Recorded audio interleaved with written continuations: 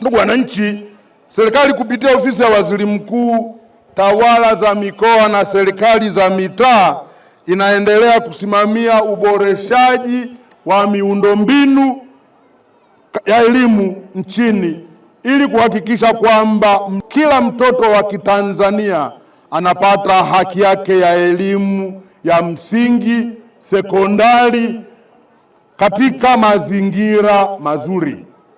Ujenzi wa shule hii ni sehemu ya utekelezaji wa azma hiyo.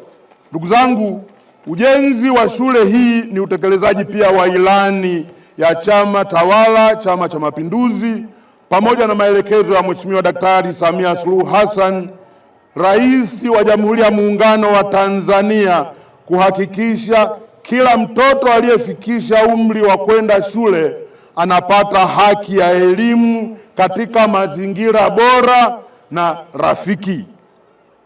Eneo hili wananchi kadhaa waliamua kulitoa ili shule hii ijengwe. Waliweka condition moja, kwamba eneo wanalolitoa hili wahakikishe wanapewa eneo lingine ambalo wataenda kufanya shughuli zao za kilimo.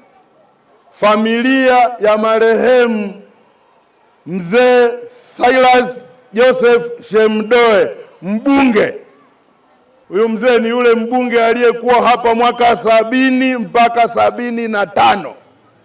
Familia ile iliamua kwa pamoja kwamba tunatoa shamba, wale wananchi walioko hapa wakapangiwe maeneo yale ambayo yanalingana na maeneo haya waliotoa, ili waachie sehemu hii ijengwe shule hii tunayoiona.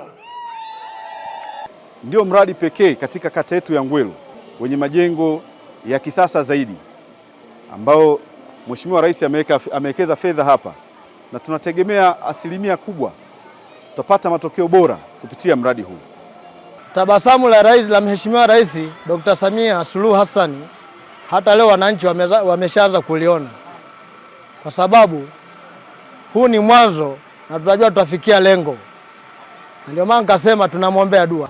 Namwahidi Rais Dr. Samia Suluhu Hassan sitamwangusha na nitasoma kwa bidii niwe mtu mkubwa Tanzania. Tunashukuru sana kwa kuwa maendeleo ya elimu ndio msingi mkubwa wa mtoto katika maisha yake yote. Sisi kama wazazi tutahudumia watoto wetu, tutaimarisha, tutaunga mkono ili waweze kupata elimu bora, waweze kuwa na wao na kiwango cha juu kama Profesa Shemdoe. Kiufupi nimshukuru sana Mama Samia kwa kuongeza juhudi katika swala la elimu, na ameonyesha tabasamu la kutosha katika kijiji cha Kihitu. Niahidi tu kama mwalimu mkuu wa shule hii nitahakikisha kwamba wanafunzi wanaosoma katika shule hii yetu mpya watakuwa na kiwango kikubwa cha taaluma na matokeo makubwa, na pia naiahidi serikali kwamba tutatekeleza majukumu yetu kama tulivyopangiwa na serikali na kuhakikisha kwamba wanafunzi wanapata elimu inayojitosheleza na yenye msingi bora katika maisha yao ya kila siku.